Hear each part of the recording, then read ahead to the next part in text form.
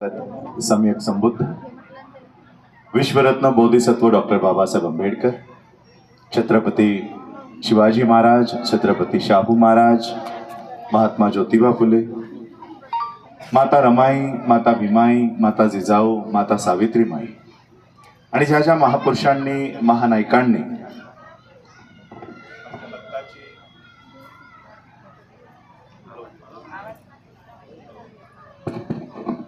आमच्या हक्काची, अधिकाराची लढाई लढली, त्या सर्व महापुरुषांना, महानायकांना मी त्रिवार वंदन करतो। मंचावर उपस्थित वंदनीय भिक्खू संघ, मंचावर उपस्थित आजच्या कार्यक्रमाचे आयोजक, माता भीमाई व रमाई विचार परिषदेवर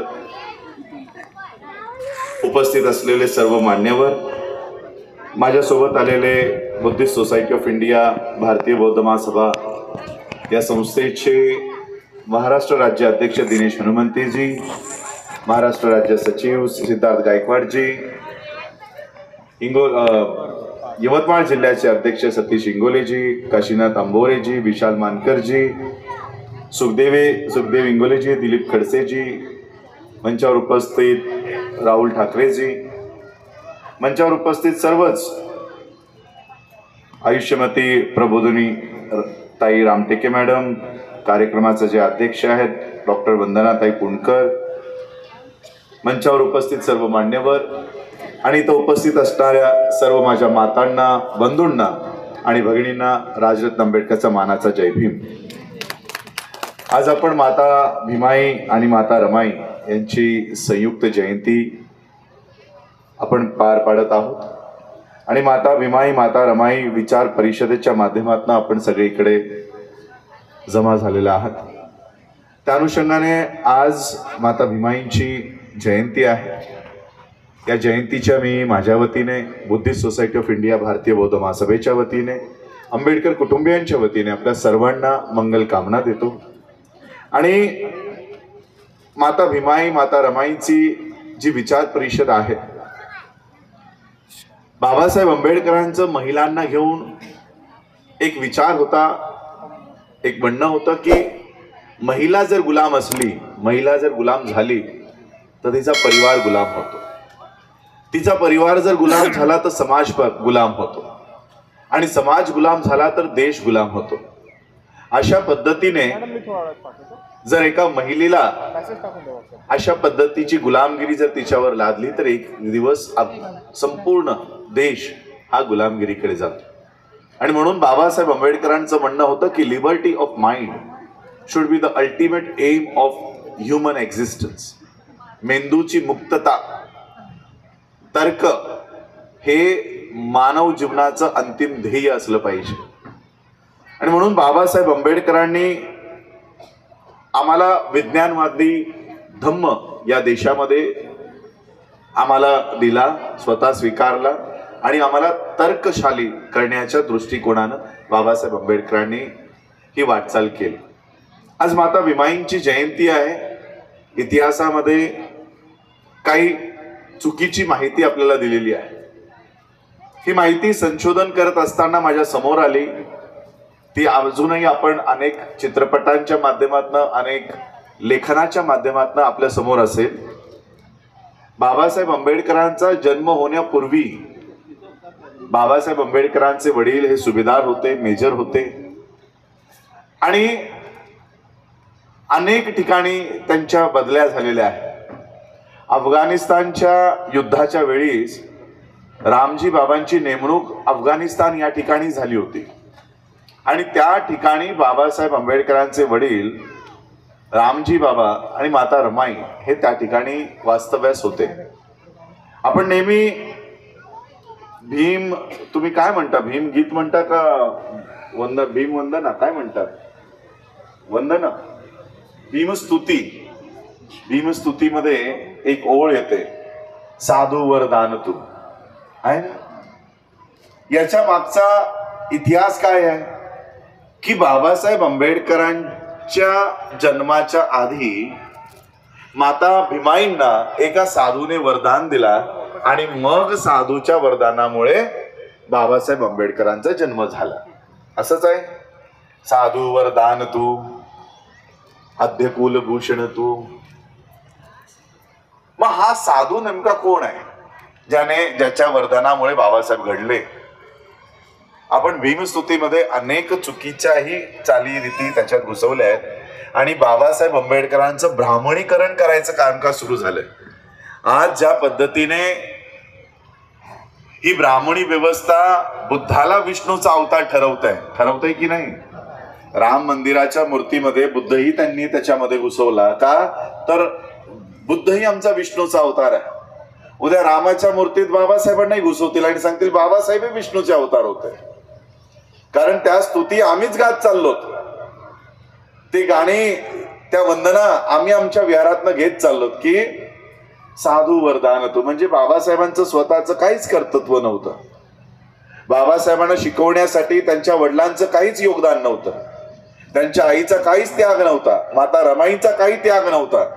ते एका साधूच्या वरदानामुळे बाबासाहेब घडले. अशा पद्धतीची ती गाणं आहे. ती कसली प्रार्थना नाही की ती वंदना नाही.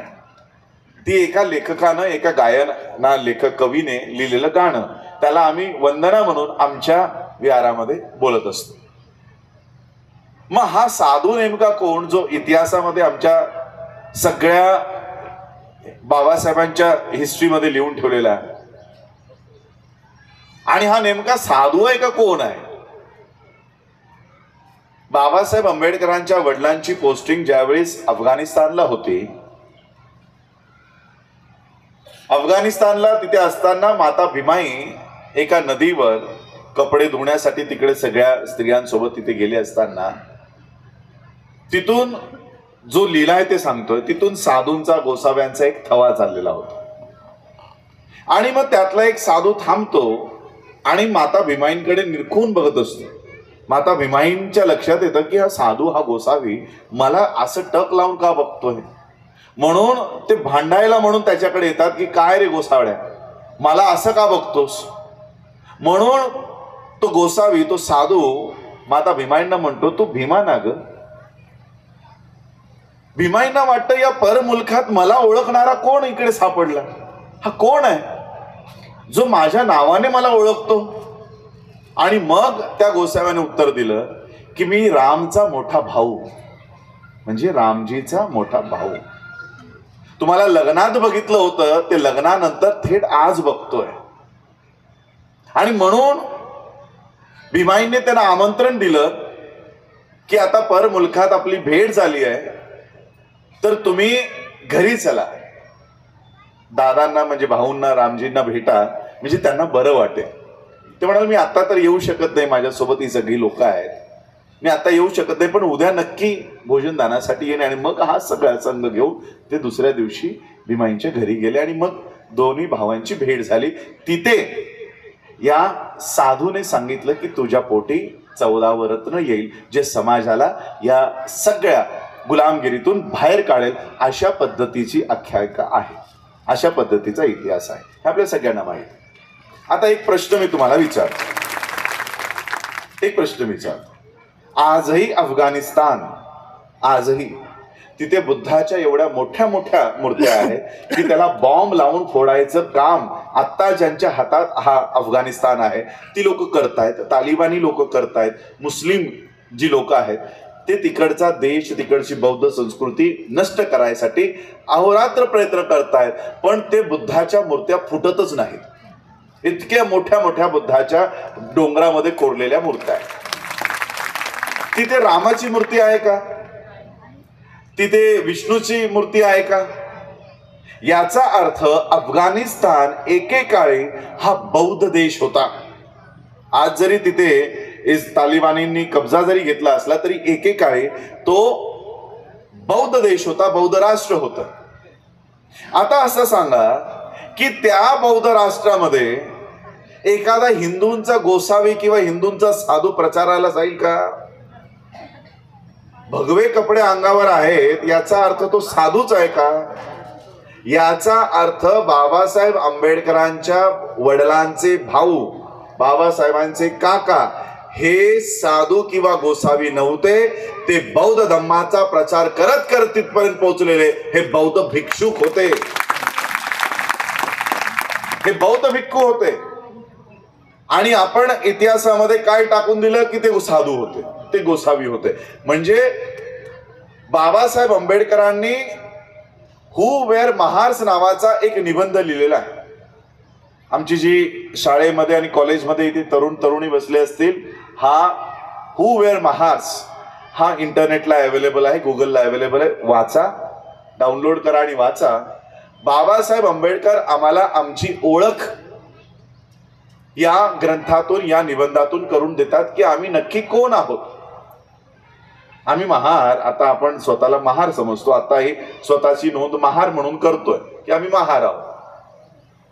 बाबासाहेब म्हणतात हा शब्द मनुस्मृतीमध्ये कुठेही नाही. मनुस्मृतीमध्ये महार शब्दाचा उल्लेख नाही. मनुस्मृतीनंतर कोणत्याही वेदांमध्ये महार शब्दाचा उल्लेख नाही. कोणत्याही श्रुतींमध्ये महार शब्दांचा उल्लेख नाही. मग बाबासाहेब प्रश्न करतात, मग महार शब्द जर या सगळ्या ग्रंथांमध्ये नाही, मग महार पूर्वी होते कोण? आम्ही एकाच रात्री आकाशातून तर टपकलो नाही. आमचा जुनाही काहीतरी इतिहास असेल. आणि मग आमचा इतिहास काय? आम्ही पूर्वी कोण होतो? आमचे पूर्वीचं नाव काय होतं? आणि मग बाबासाहेब महार शब्दाची विभागणी करतात. महार शब्द दोन शब्दांनी बनलेला आहे, महा प्लस आरी. आरी म्हणजे काय? आरी म्हणजे म्हणलं तर मराठी शब्दात ते कापतो करवत वगैरे, ती आरी आपण म्हणू. आरी हा पाली शब्द आहे आणि पाली शब्दामध्ये आरीचा अर्थ आहे सगळ्यात मोठा दुश्मन. आरी म्हणजे सगळ्यात मोठा दुश्मन. महार म्हणजे महा प्लस आरी म्हणजे महानतम दुश्मन, महापेक्षा महान दुश्मन. मग हा कोणाचा दुश्मन आहे? हे जे नाव तुम्हाला मिळालेलं आहे, तुम्ही नक्की दुश्मन कुणाचे आहात? या व्यवस्थेने जे तुम्हाला महार शब्द दिला, महार नाव दिलं, मग तुम्ही लोक दुश्मन आहात कुणाचे? हे बाबासाहेबांनी त्या ग्रंथात सांगितलं. बाबासाहेब म्हणतात ज्यावेळेस तथागत बुद्ध ध्यानस्थ बसायचे, ध्यान साधनेसाठी झाडाखाली बसायचे, त्यावेळेस ब्राह्मण त्यांना मारण्यासाठी टपून बसलेले असायचे. या देशातली ब्राह्मण त्यांना मारण्यासाठी, त्यांची हत्या करण्यासाठी, त्यांचा खून करण्यासाठी टपून बसलेली असायची. आणि त्यावेळेस नाग नावाचे राजा, नाग नावाची राणी आणि नाग प्रजा ही बुद्धाचं रक्षण करायला तैनात त्यांच्या मागे उभी असायची आणि ती बुद्धाचं रक्षण करायची. हीच नाग लोक या ब्राह्मणांचे सगळ्यात मोठे दुश्मन ठरले आणि म्हणून याच नाग लोकांना महार नावाची उपाधी देण्यात आली. म्हणजे हे जे तुम्ही लोक इथे बसलेला आहात, तुम्हा लोकांचा इतिहास काय आहे माहिती आहे? तुम्ही लोक कोण आहात? हा जो बुद्ध इकडे बसला, हा जो बुद्ध इथे ध्यानस्थ बसलाय, त्या ध्यानस्थ बसलेल्या बुद्धाचं रक्षण करणारी तुम्ही लोक आहात. त्या बुद्धाला ब्राह्मणांपासून वाचवणारी आणि त्या बुद्धाचा धम्माचा प्रचार जगभर करणारी तुम्हा लोकांची ही सगळी तुम्ही लोक त्याची वंशज आहात. ही बाबासाहेब आंबेडकरांनी आम्हाला आमची ओळख पटवून दिली. आम्ही महार, मातंग, चांभार, ढोर नसून बुद्धाचे प्रचारक आहोत. आणि म्हणून बाबासाहेब आंबेडकरांच्या वडिलांचे भाऊ हे बुद्धाचा प्रचार करता करता बाबासाहेब आंबेडकरांच्या वडिलांना अफगाणिस्तानमध्ये सापडले. हा पुरावा आहे की बाबासाहेब आंबेडकरांचं हे घराणं हेही बुद्धाचं प्रचारक होते. हा एक पुरावा मला इतिहासामध्ये बाबासाहेब आंबेडकरांचं संशोधन करताना सापडलं की आम्ही जरी या 10व्या शतकानंतर महार झालो असलो तरी पूर्वीचे आम्ही बौद्ध होतो. म्हणून बाबासाहेबांनी धर्मांतर केलं नाही. बाबासाहेब आंबेडकरांनी आम्हाला आमच्या मूळ घरात पुन्हा घेऊन आले 14 ऑक्टोबर 1956 आणि आम्हाला आमचा स्वतःचा धम्म आमच्या हातात पुन्हा दिला. अशा पद्धतीने मी ही जी आज माता भीमाईंना घेऊन जे काही चुकीचा इतिहास सांगितला जातोय तो दुरुस्त करण्याचा आज प्रयत्न करतो. माता भीमाईनंतर माता रमाईंच्याही इतिहासासोबत त्याच पद्धतीचं छेडखाणी करण्यात आली. माता रमाईंना अतिशय दुबळी, हतबल अशा पद्धतीचं पिक्चर्समधनं, चित्रपटांमधनं, पुस्तकांमधनं दाखवण्यात आलं. परंतु माता भीमाई, माता रमाई या परिस्थितीवर मात करून त्यावर खंबीरपणे उभी राहणारी एक स्त्री मला आमच्या परिवाराला दिसते. विचार करा, त्यांचा पहिला मुलगा गंगाधर आजारी असताना माता रमाई तार करतात की गंगाधर खूप आजारी आहे, त्याच्या औषधासाठी मला काही पैसे पाठवून द्या. बाबासाहेब तिथून पत्र पाठवतात की रामू, माझ्याकडेही पैसे नाहीत, मी एका पावाच्या तुकड्यावर दिवस काढतोय. आणि एक बाप आपल्या पहिल्या मुलासाठी काय लिहितो माहित आहे? रामू, जर का आपला गंगाधर वाचू शकत नसेल तर आपण त्याला जाऊ दिलं पाहिजे. एक बाप लिहितोय आपल्या पहिल्या मुलासाठी. का? तर आमच्याकडे पैसे नाहीत, त्याला वाचवण्यासाठी औषधासाठी पैसे नाहीत.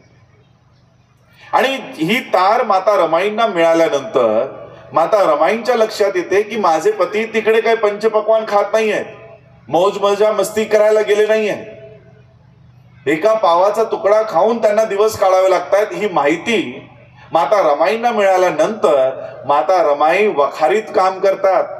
शेण गोळा करून त्याच्या गवऱ्या थापून पहाटेच्या आत त्या मार्केटला बाजारात जाऊन विकून येतात. उर्वरित दुसरी कामं करतात. आणि तो पैसा गोळा केल्यानंतर केवळ महाराष्ट्रातली नव्हे, भारतातली नव्हे, मी बोलेन की जगातली पहिली स्त्री माता रमाई ठरते जी आपल्या नवऱ्याला मनी ऑर्डर करून पैसे पाठवते लंडनला,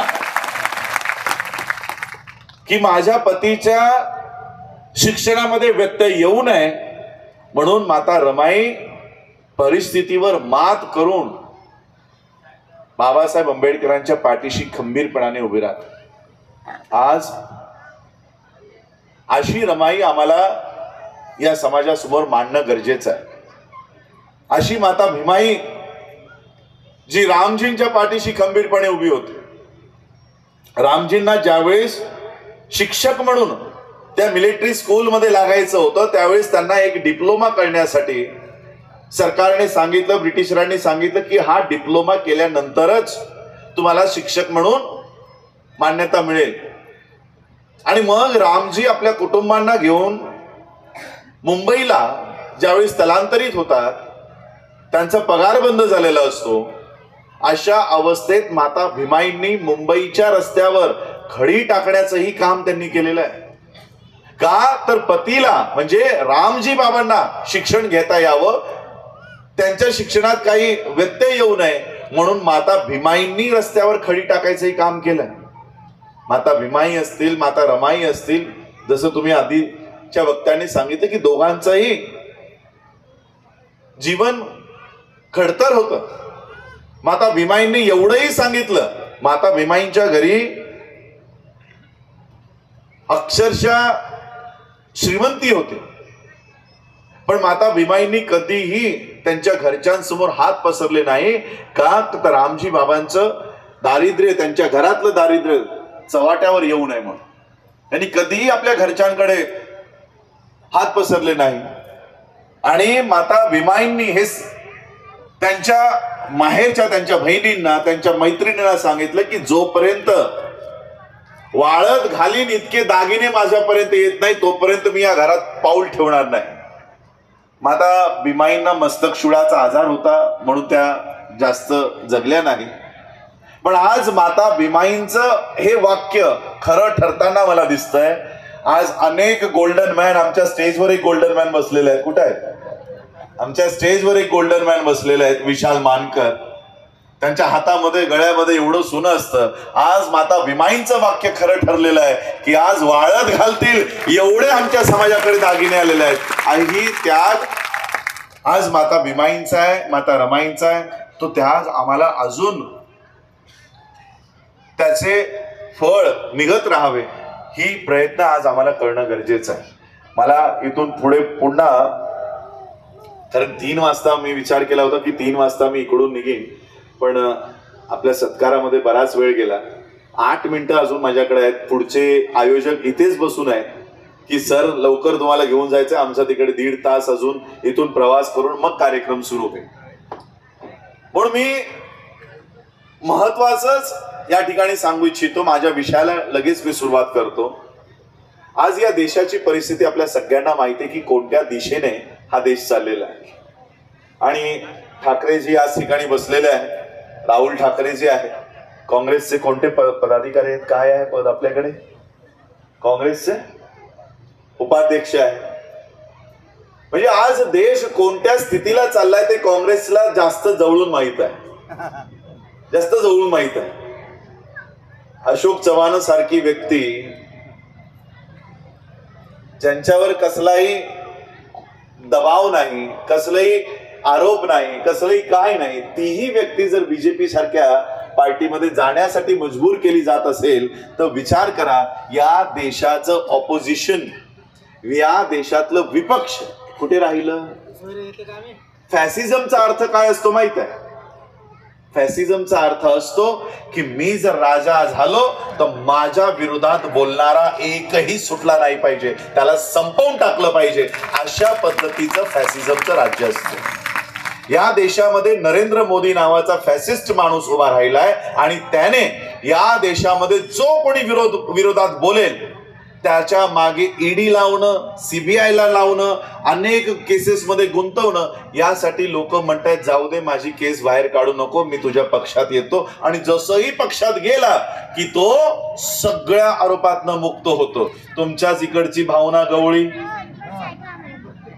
होते, तुमच्याच इकडची आहे ना भावना गवळी, याच मतदारसंघातून तडीपार झाल्या होत्या की नाही?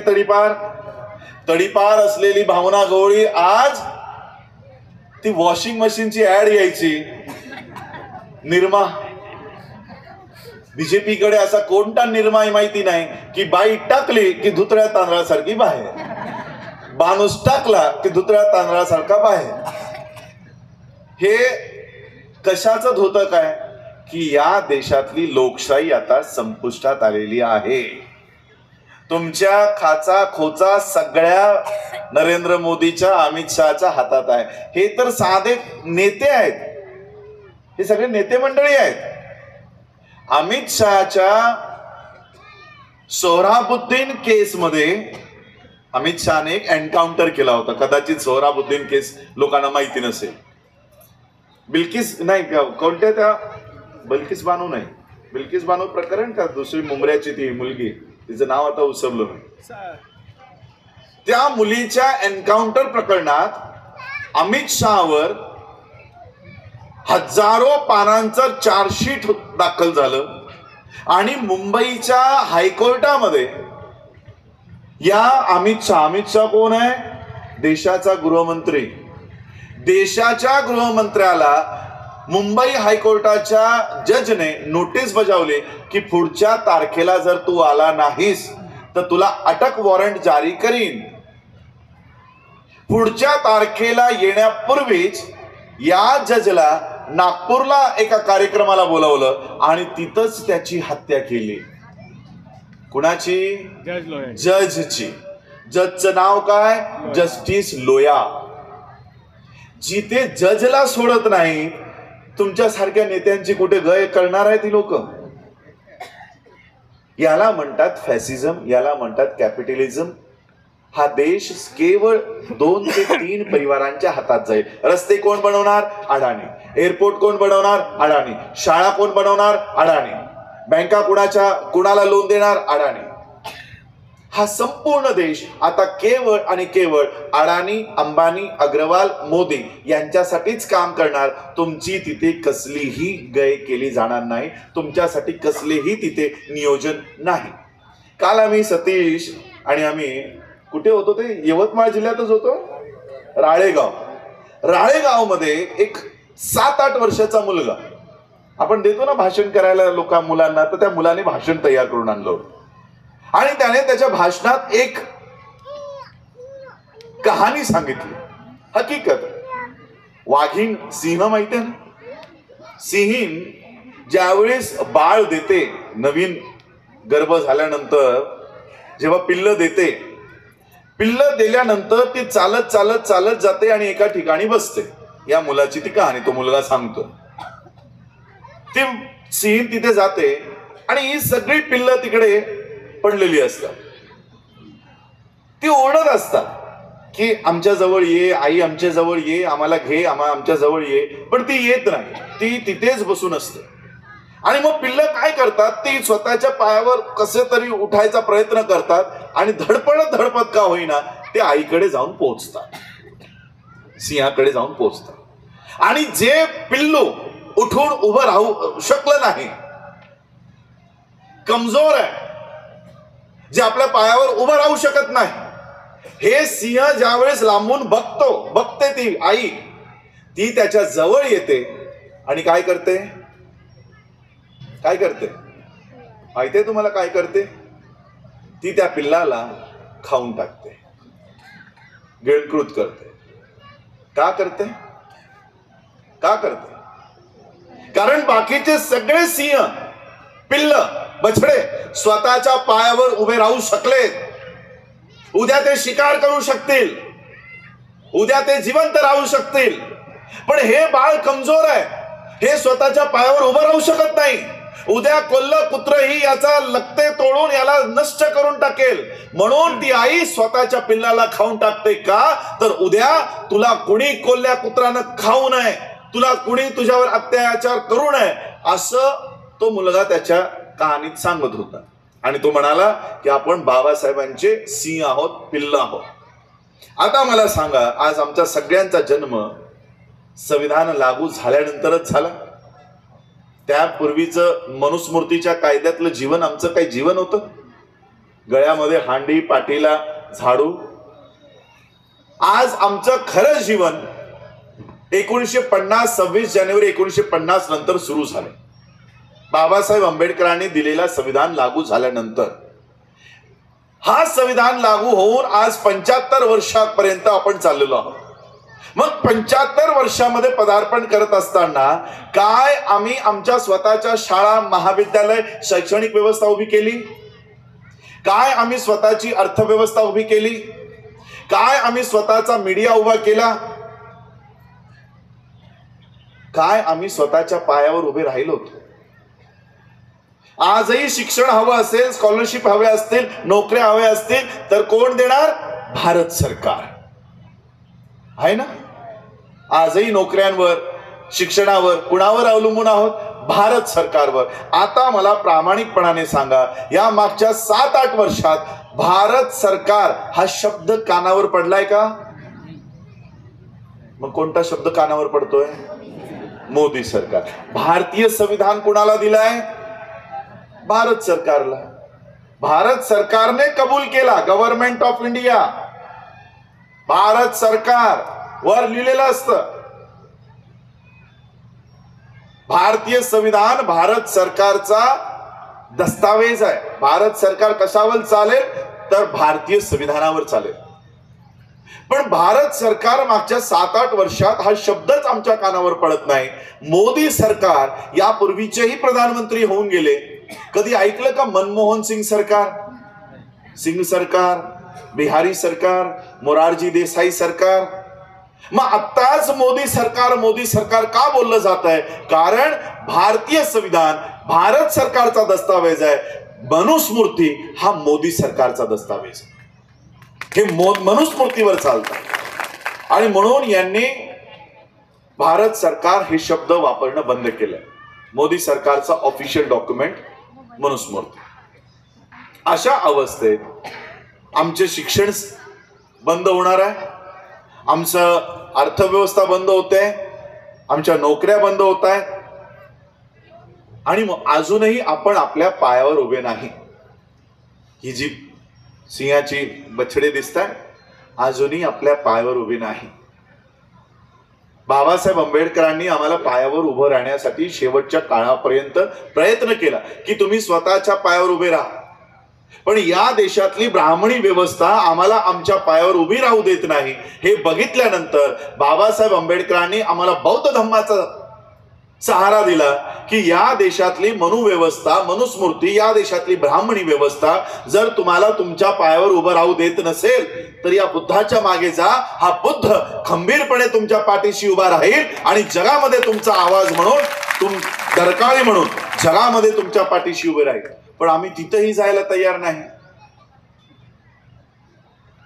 आणि म्हणून हे लांडगे, कोल्हे, कुत्रे आज आपल्या दारापर्यंत येऊन पोहोचलेले आहे. उद्या आमची येणारी पिढी यांची बळी ठरणार आहे. न्यू एज्युकेशन पॉलिसी पुढच्या वर्षापासून संपूर्ण देशात लागू होणार आहे. संपूर्ण देशात न्यू एज्युकेशन पॉलिसी मध्ये तुमच्याच मला वाटतं यवतमाळला, चंद्रपूरला अनेक सरकारी जमीन, अनेक तुमच्या झेडपीच्या शाळा यांच्या जमिनी अंबानीला, अडानीला लॉर्ड माउंट स्कूल ओपन करायसाठी देऊन टाकलेल्या. तुमच्या यवतमाळलाही दिल्या. आता तिथे अलिशान शाळा उभी राहणार आहे. 7 स्टार हॉटेल सारखी शाळा, AC क्लासरूम, लॅपटॉप अशा पद्धतीची शाळा आता तुमच्या यवतमाळमध्ये उभी राहणार आहे. पहिलीतली फी 3.5 ते 5 लाख रुपयामध्ये असणार आहे. पहिलीची फी, जिथे आमची आया लोकांच्या शेतावर काम करून त्यांनी त्यांच्या घरात डॉक्टर इंजिनियर तयार केला. आता डॉक्टर आणि इंजिनियर असलेली लोकही त्यांच्या घरात डॉक्टर इंजिनियर तयार करू शकणार नाहीत, अशी अवस्था या शिक्षणाची झालेली आहे. आणि म्हणून आम्हाला आता स्वतःच्या पायावर उभं राहणं गरजेचं आहे. स्वतःच्या पायावर म्हणजे काय की आम्हाला शिक्षणासाठी कुणाच्याही दारात जायची गरज नाही. आज ज्या पद्धतीने मला तुम्ही प्रामाणिकपणे सांगा, या 24 तासांमध्ये नको बंदच करून ठेवा. मीडियामध्ये टीव्ही आहे ना सगळ्यांच्या घरी, सगळ्यांच्या घरी टीव्ही आहे. आता 1-1, 2-2 लाख रुपयाचे टीव्ही आलेत मोठे मोठे. दर महिन्याचं रिचार्ज नाही म्हटलं तरी 350, 400, 500 रुपयाचं रिचार्ज आहे. केबलचं भाडं आहे. एवढे पैसे देऊनही एक दिवस तरी तुम्ही कधी टीव्हीवर मला बघितलं का? एक दिवस तरी का नाही बघणार? या पुढेही कधी बघणार नाही. कारण हा मीडिया ब्राह्मण बनियांनी तयार केला.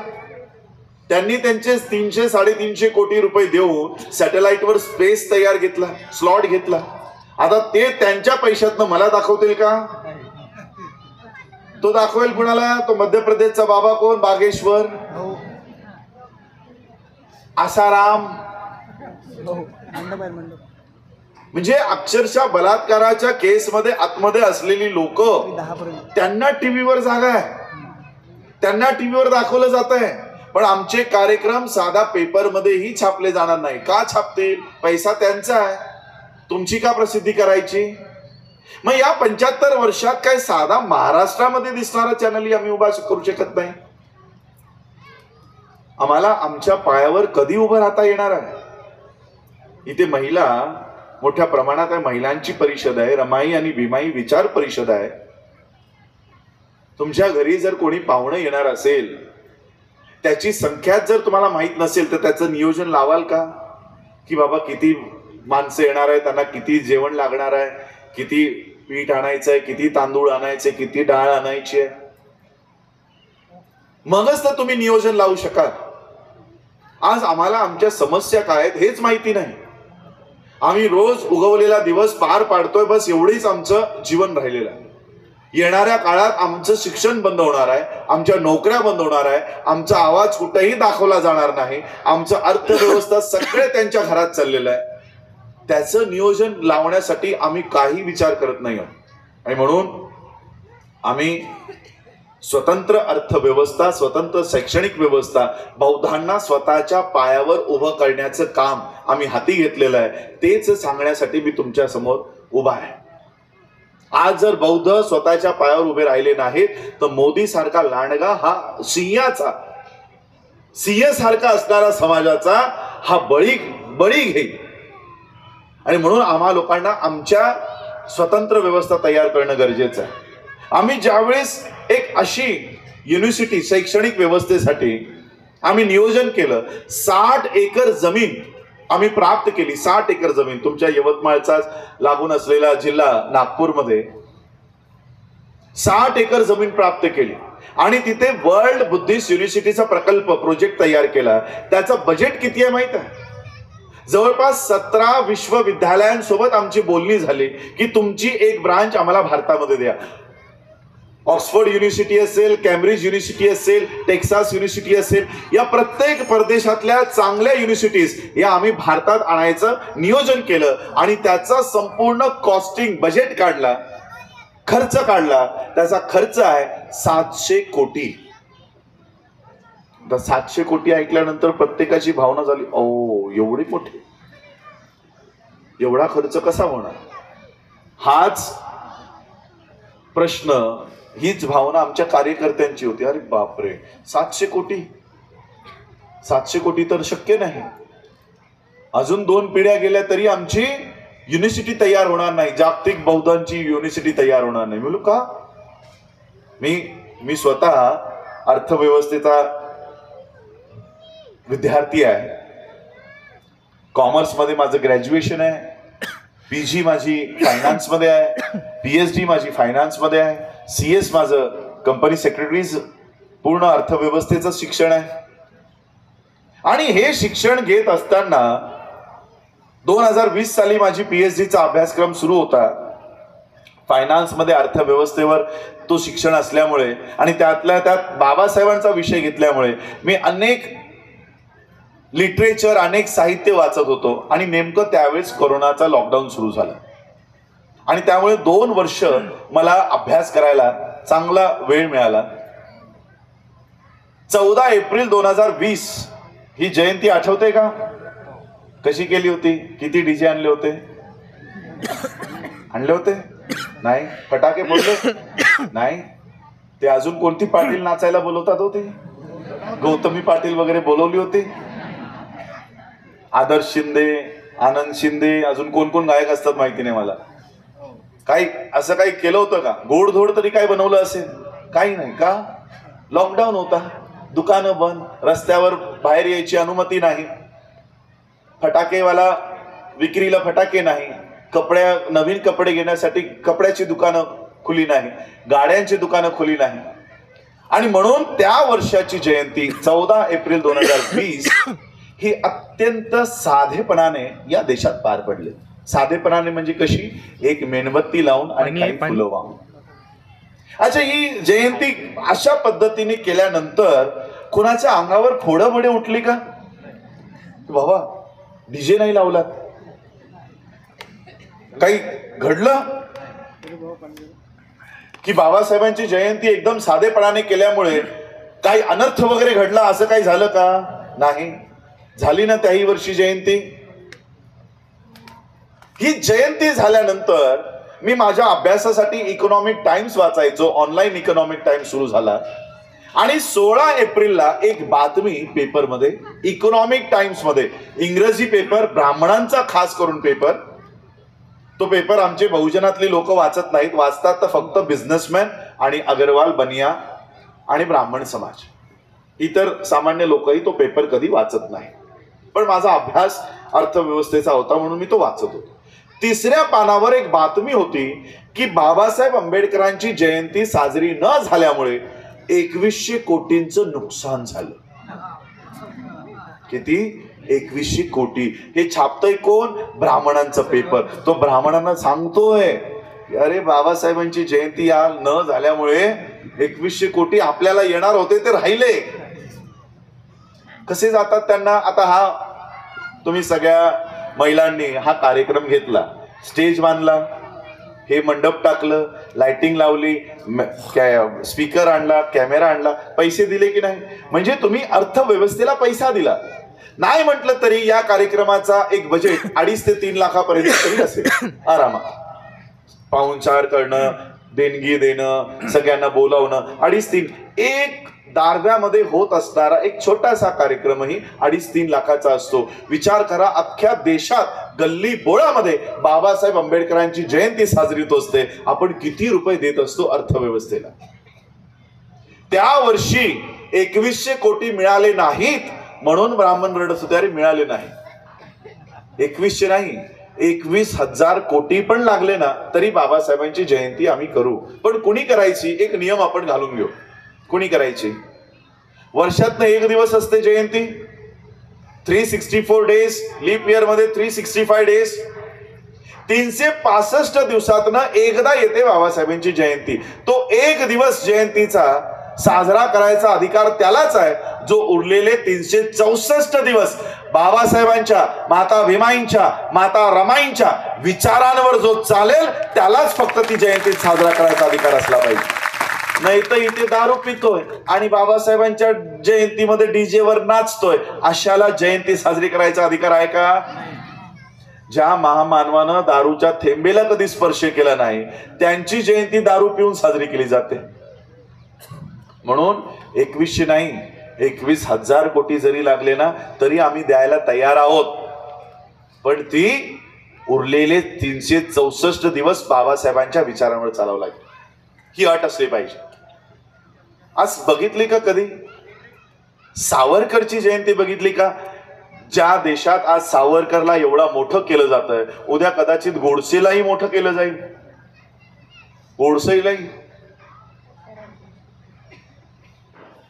कधी बघितलीत या लोकांची जयंती? सावरकर, टिळक.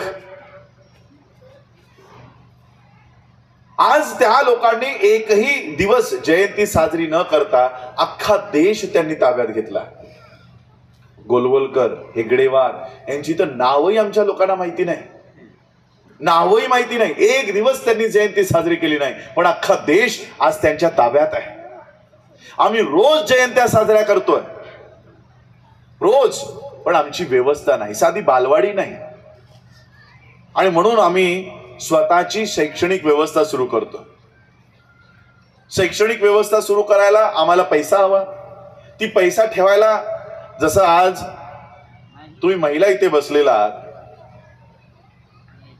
नियोजन जे आपण म्हणतोय ते नियोजन आपल्याला आज समाजाचं करणं गरजेचं आहे. येणाऱ्या 5 वर्षात काय होणार आहे, येणाऱ्या 10 वर्षात काय होणार आहे, हे याचं आकलन, अनालिसिस आज आपल्याला करून त्याचं पुढील नियोजन लावणं आज आम्हा लोकांना गरजेचं आहे.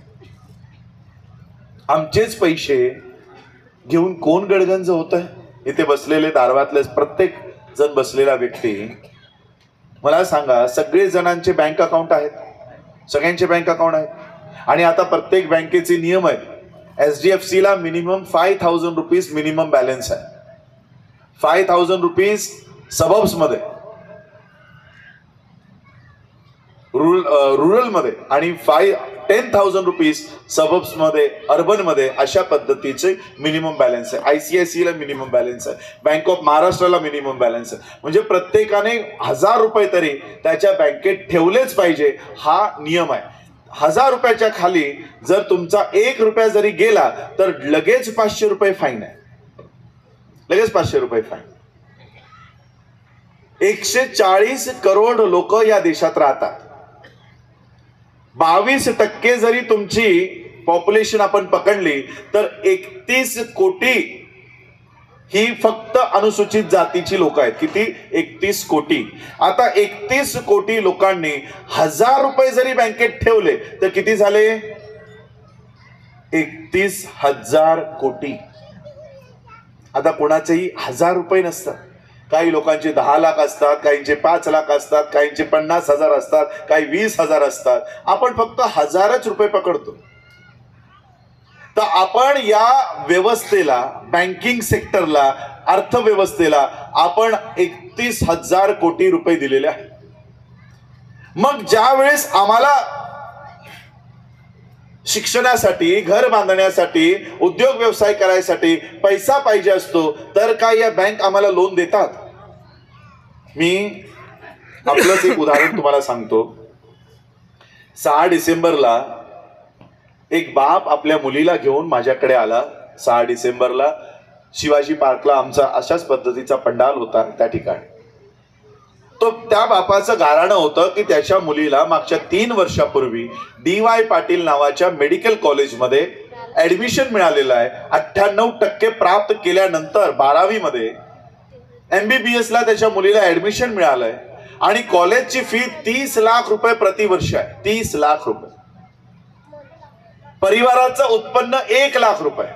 आता 1 लाख रुपये 1 वर्षाचं उत्पन्न असलेला माणूस 30 लाख रुपये भरू शकतो का? मी त्याला सांगितलं 5 लाख रुपयाची मदत असती, 10 लाख रुपयाची मदत असती तर कदाचित आम्ही संस्थेकडनं केली असती, पण 30 लाख 30 लाख 30 लाख असे 90 लाख रुपये आम्ही कुठून देणार आहोत? आम्ही नाही देऊ शकत, एवढी मदत नाही करू शकत. आणि मग मी त्यांना सांगितलं की भारत सरकारचा उपक्रम आहे की शिक्षण घेण्यासाठी कोणतेही बँक, राष्ट्रीयकृत बँक ही एज्युकेशन लोन देते, स्कीम आहे. शिक्षण होईपर्यंत ते फेडायचं नसतं, नोकरी लागल्याच्या 2 वर्षानंतर हप्ता सुरू होतो, अशा पद्धतीची योजना भारत सरकारची आहे. पण भारत सरकार राहिलेलं नाही.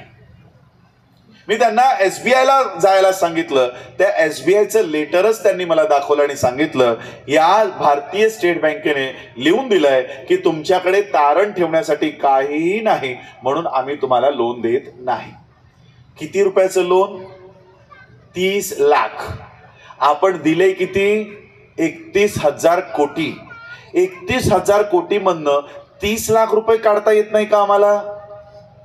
30 लाख रुपये, तेही कशासाठी? जिथून आमची मुलगी डॉक्टर होणार आहे. जी मुलगी डॉक्टर होऊ शकते तिला 30 लाख रुपये या स्टेट बँक ऑफ इंडियाने दिले नाही. मग ही स्टेट बँक ऑफ इंडिया आमच्या पैशावर लोन देते कुणाला? हे माझ्याकडे काही बातम्या आहेत की ही लोक लोन देतात कुणाला. द हिंदू नावाचा न्यूजपेपर आहे. 30 डिसेंबर 2022 ला त्यांनी एक बातमी छापली आहे. 21,000 कोटी आम्ही माफ करतो. कुणाचे? अडाणीचे.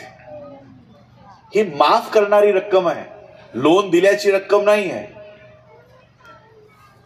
आमचे पैसे आहेत, पण आमच्याकडे आमच्या स्वतःचे पैसे ठेवायला, आमच्या जसं आज तुमच्या घरामध्ये तुम्ही कुठे ना कुठे पैसे लपवून ठेवता ना, पिठाच्या डब्यात असतात की नाही, हे पैसे ठेवायला आम्ही आमचा स्वतःचा पिठाचा डबा तयार केलाय का?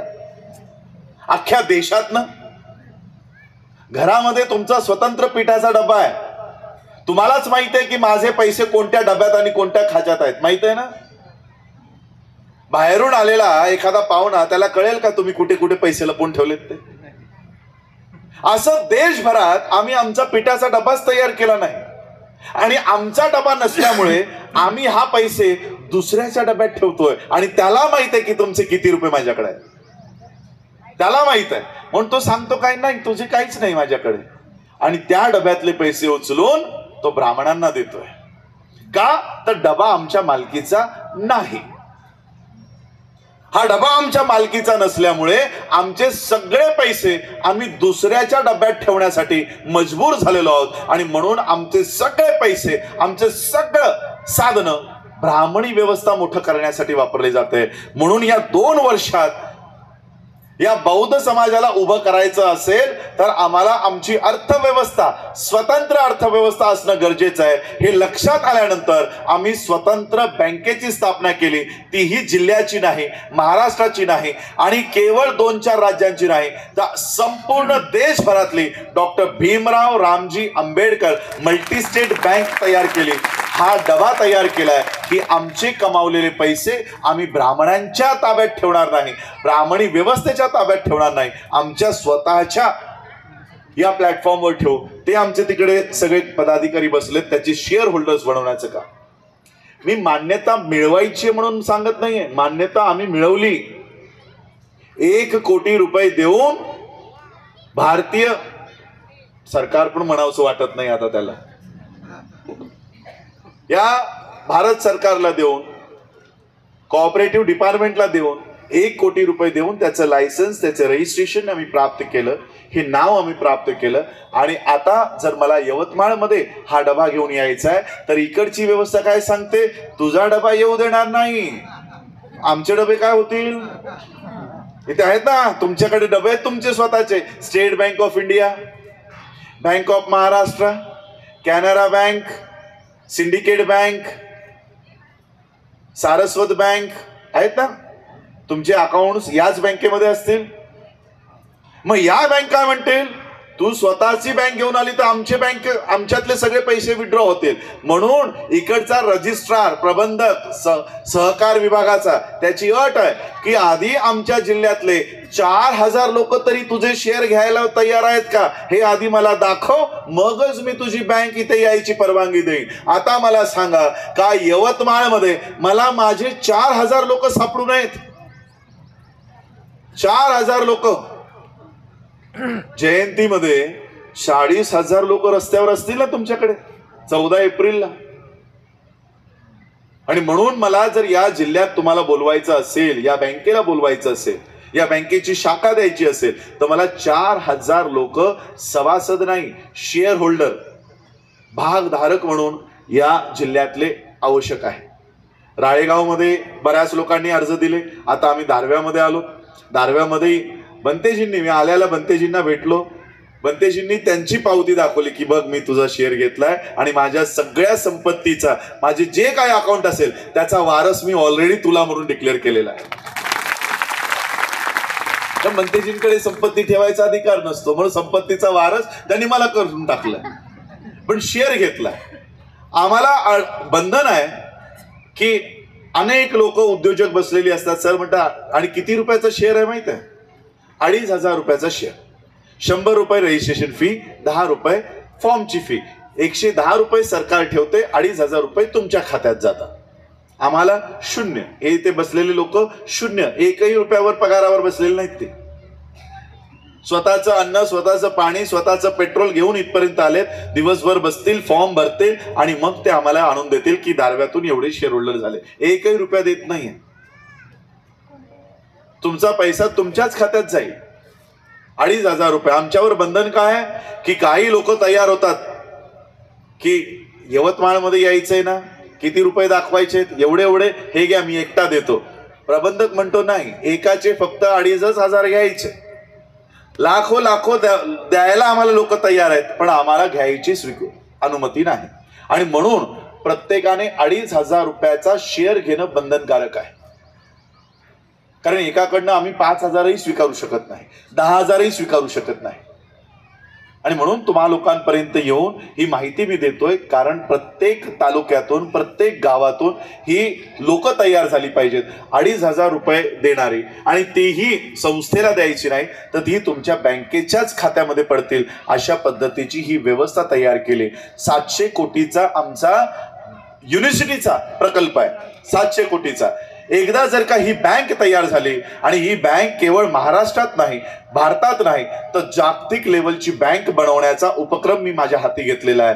25 वर्षाचा कार्यकाळ मी माझ्या हातात घेऊन चाललेलो आहे. आणि या 25 वर्षात मी बौद्धांना इतकं मजबूत करणार आहे की कोणताही प्रधानमंत्री पदाचा उमेदवार असेल, कोणीही प्रधानमंत्री पदाचा उमेदवार असेल, जसा आजचा प्रधानमंत्री प्रत्येक मंदिराच्या मंदिरात लोटांगण घालतोय कारण हिंदूंची मतं मिळावी, हिंदूंचा पैसा मिळावा, ब्राह्मणांचा साथ मिळावा, ज्या पद्धतीने या देशाचा प्रधानमंत्री प्रत्येक मंदिराचं लोटांगण घालतोय, मी या देशातला बौद्धांना इतकं ताकदवान बनवणार आहे की येणारा जो कोणी प्रधानमंत्री पदाचा उमेदवार असेल तो बौद्ध भिक्खूच्या पाया पडल्याशिवाय तो प्रचाराला उतरणार नाही. इतकं ताकदवान, इतकं शक्तिशाली मला या बौद्ध समाजाला तयार करायचंय, बौद्धांना त्याच्या पायावर उभं करायचंय. अन्यथा तुमची अवस्था, वाघ खायला आता जिवंत राहिलेलं नाही, आमची आई आता जिवंत नाही. आणि म्हणून आम्हाला स्वतः आता पायावर उभं राहावं लागेल. कोल्हे, लांडगे, कुत्रे दारापर्यंत आलेत, दारापर्यंत, तरी आम्ही खडबडून जागे होत नाही आहोत. अजूनही त्यांच्याच भरोशावर बसलोत की इलेक्शन होईल, दुसरा कोणतरी येईल आणि दुसरं मग आम्हाला चांगले अच्छे दिन मग पुन्हा येतील. अच्छे दिन कोणीही आणणार नाही. आम्ही बौद्ध लोक आहोत. आम्हाला स्वतःचं दीप स्वतः बनावं लागेल. समस्या जर आपल्या आहेत तर समाधान दुसरा कोणीही देणार नाही. समस्या आमच्या आहेत तर समाधानही आम्हालाच द्यावं लागणार आहे. आम्हाला स्वतःच्या व्यवस्था तयार करायच्या. 2500 रुपये मोठी रक्कम नाही. या जयंतीला 14 एप्रिलला बाबासाहेबांपुढे एखादा पेढ्याचा डबा, मिठाईचा पुडा कमी आणा. आणला होतात का 2020ला? जिवंत आहात ना अजूनही? एखादा काय म्हणतात ते आकाशात फोडतात ते फटाके, तो बॉक्स एखादा कमी आणा, पण 2,500 रुपयाचा शेअर घ्या. एकाला एकच मिळणार आहे, एकाला दोनही मिळणार नाहीत.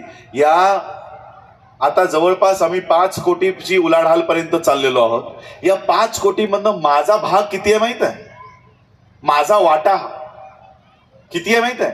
माझे 2,500 आणि माझ्या पत्नीचे 2,500, फक्त 5,000 रुपये. म्हणजे जो काही नफा या बँकेचा होणार आहे तो माझ्या घरात जाणार नाही, तो तुमच्या प्रत्येकाच्या घरात जाणार आहे, समसमान भागाने जाणार आहे. ही अशी व्यवस्था मी तयार केलेली आहे.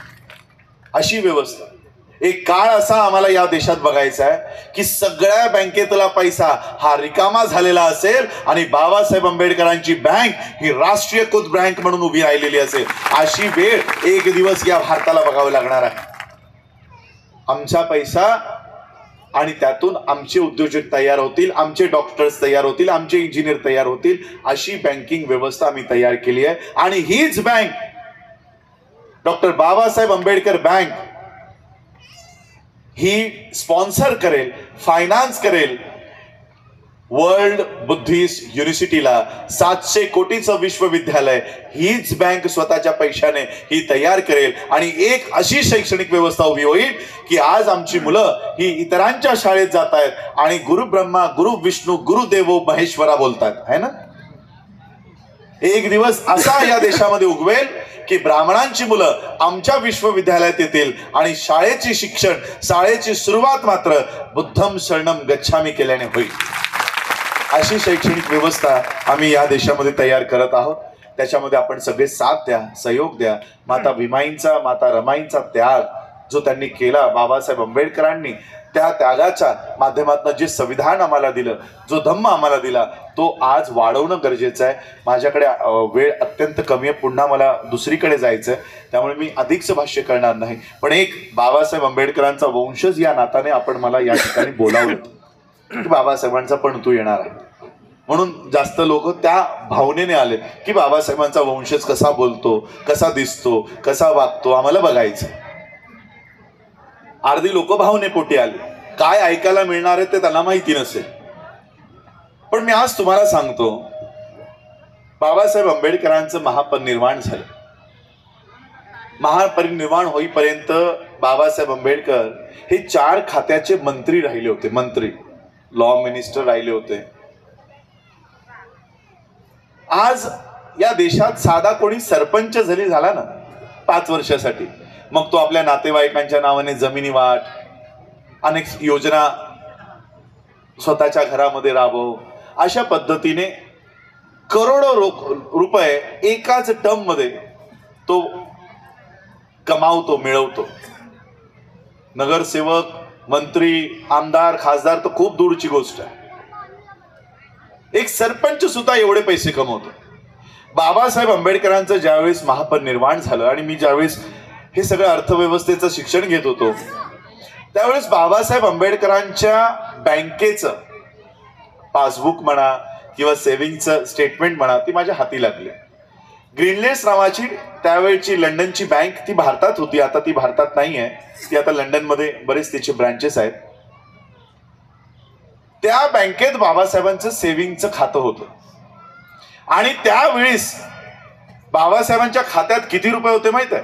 4 खात्यांचे मंत्री, संविधानाचे निर्माते, चीफ आर्किटेक्ट, राज्यसभेचे मंत्री, एवढ्या विद्वान व्यक्तीच्या बँकेत किती रुपये होते माहित आहे?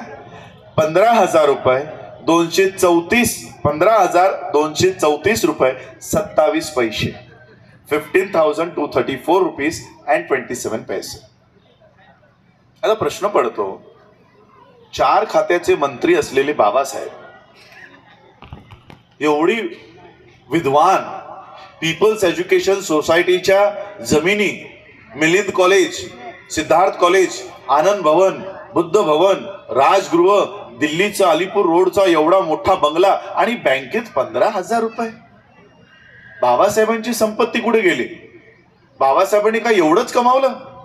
बाबासाहेबांचे पैसे कुठे आहेत? बाबासाहेबांची संपत्ती कुठे आहे?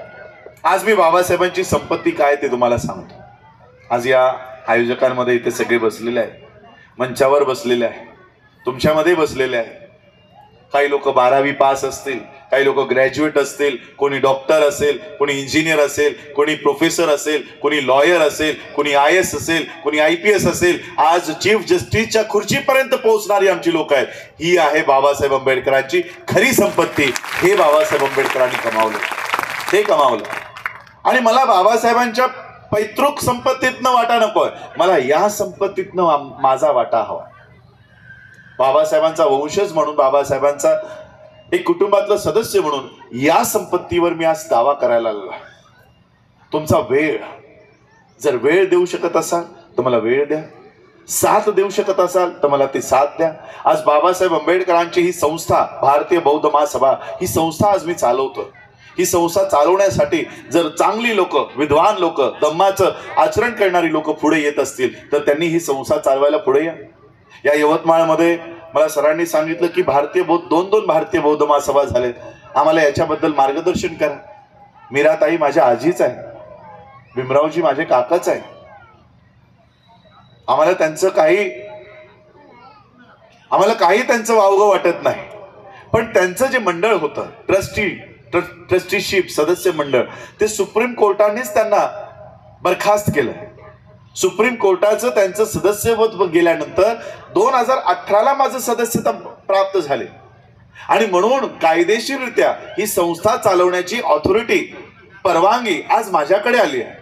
आणि जर या जिल्ह्यातली लोक म्हणत असतील नाही, ज्यांच्याकडे परवानगी आहे आम्ही त्याच्या खाली काम करणार नाही, ज्याच्याकडे परवानगी नाही आम्ही त्यांच्याच अंडर काम करणार आहोत, याने नुकसान माझं काही होणार आहे का? माझं काही नुकसान आहे का? संस्था कुणाची बंद पडणार आहे? बाबासाहेबांची. माझं काही नुकसान नाही. माझी आलिशान नोकरी आहे. आज दांडी टाकून मी इथे आलेलो आहे. 1.5-2 लाख रुपये दर महिन्याची माझं इन्कम आहे. काही माझं 1 रुपयाचंही नुकसान होणार नाही. मी माझी नोकरी, मी माझा पैसा, मी माझा परिवार सोडून का फिरतोय, तुमच्यापर्यंत का येतोय? का तर बाबासाहेबांची संस्था वाढली पाहिजे, बाबासाहेबांचे विचार रुजले पाहिजेत आणि आमची स्वतःची अर्थव्यवस्था उभी राहिली पाहिजे. नाहीतर माझी स्वतंत्र अर्थव्यवस्था आहे. मला काही गरज नाही तुमची पैसा उभा राहिला पाहिजे म्हणून. पण हा जो परिवार आहे, ज्या परिवारात मी जन्म घेतलाय, जो DNA माझ्या शरीरात आहे, जे रक्त माझ्या शरीरात वाहत आहे, ते स्वतःच्या परिवाराची नाही, या माझ्या समाजाची काळजी करणारा DNA माझ्या शरीरात आहे. आणि म्हणून ते मला घरात बसू देत नाही, AC कॅबिन मध्ये बसू देत नाही. म्हणून मी हे सगळं रात्रभर प्रवास करून 2-2.5 तास लेट झाले. पुन्हा मला आता निघायचं, रात्रीची शेवटची ट्रेन पकडून मग उद्या माझ्या कामाला हजर व्हायचं. तेही तिथे गेल्यानंतर मिशनच मी काम करतो. का तर माझा समाज मला गुलाम पुन्हा होताना बघायचं नाही. का? आज जर गुलाम झाला तर पुन्हा बाबासाहेब येणार नाही, पुन्हा येणार नाही आहे. आणि म्हणून आम्हाला आमची स्वतंत्र व्यवस्था तयार करायची आहे. ते शेअर्सचे फॉर्म्स इथे आहेत, ते फॉर्म तुम्ही भरा. नाहीतर अशा लाखो परिषदा होतील, आउटपुट 0. नुसतं एंटरटेनमेंटसाठी ऐकायला याल, कानामध्ये माझे शब्द चांगले वाटतील, ऐकायला निघून जाल. 8 तासानंतर मी काय बोललो होतो ते तुमच्या लक्षातही राहणार नाही. मी काय काम करतोय हे या यवतमाळमध्ये, या दारव्यामध्ये जर 24 तास चालू ठेवायचं असेल तर ही ब्रांच मला या दारव्यामध्ये द्या आणि त्या पद्धतीने 24 तास हे काम, माझा आवाज या ठिकाणी बुलंद राहत राहील, अशा पद्धतीचं काम मला या ठिकाणी करायचं. त्यासाठी तुम्हाला सगळ्यांची साथ आणि सहयोग मला गरजेचं आहे. एवढंच मी आजच्या प्रसंगी सांगेन. आणि आपण मला या ठिकाणी आमंत्रित केलं त्याबद्दल मी आपल्या सगळ्यांचे आभार व्यक्त करतो. माता भीमाई व रमाई विचार परिषदेच्या माध्यमातून आपण माता रमाईंचा आणि माता भीमाईंचे विचार या दारव्यामध्ये, या यवतमाळमध्ये उभं करण्यासाठी आपण सगळे पुढे याल अशी अपेक्षा करतो. आणि आज या सगळ्या महिला मंडळांनी भारतीय बौद्ध महासभेमध्ये काम करण्याचा निर्णय घेतला, तो स्वागतार्ह आहे. आणि मी आपल्या सगळ्यांचं या भारतीय बौद्ध महासभेच्या परिवारात स्वागत करतो. आणि बाबासाहेबांची ही धम्माची मुवमेंट आपण गतिशील कराल अशी अपेक्षा करतो. बाबासाहेब आंबेडकर जाता जाता आम्हाला असा झेंडा देऊन गेलेत. आज आपण बघतोय महाराष्ट्रामध्ये झेंड्याची किती मोठी वाताहत सुरू आहे. रात्रभरात एका पक्षाचे 2-2 झेंडे होऊन जात आहेत. हा पक्ष कुणाचा राहिलाय, हा कुणाचा नाही राहिलाय, कोण कोणत्या पक्षात गेलाय, हे असं आज चित्र आहे. आणि यांचे झेंडे महाराष्ट्राच्या बाहेर नाही. मनसे महाराष्ट्राच्या बाहेर नाही, शिवसेना महाराष्ट्राच्या बाहेर नाही, राष्ट्रवादी 2-4 राज्यांच्या बाहेर नाही, काँग्रेस 7-8 राज्यांच्या बाहेर नाही, बीजेपी 7-8 राज्यांच्या बाहेर नाही. असे 2-4 राज्यांचे झेंडे आपल्या खांद्यावर घेण्यापेक्षा हा 135 देशांवर फडकणारा धम्मध्वज स्वतःच्या खांद्यावर घ्या आणि बौद्ध मुवमेंट या देशामध्ये हातात घ्या. हेच मी माझ्या तरुणांना सांगेन. येणाऱ्या या 5 वर्ष, फक्त 5 वर्ष तुमचा मला वेळ द्या, तुमचा वेळ द्या. प्रत्येक गावात जिथे आम्ही पोहोचू शकत नाही, जिथे एक जरी घर असेल, आमचं एक जरी घर असेल, तोही या मिशन सोबत जोडा.